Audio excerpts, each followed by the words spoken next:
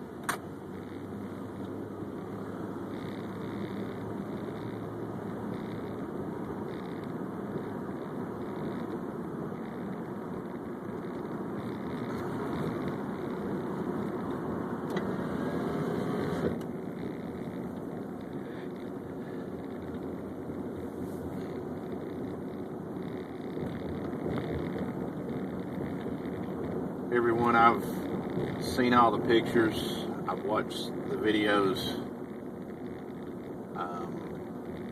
have conversations with many friends, and I cannot even begin to explain how looking at this through my own two eyes makes me feel. It is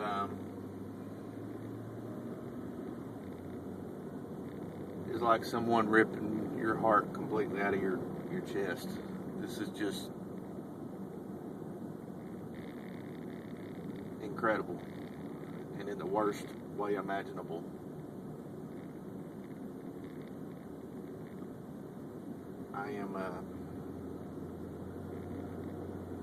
I can't explain it. It's just, there are buildings that are just gone, just completely and totally gone.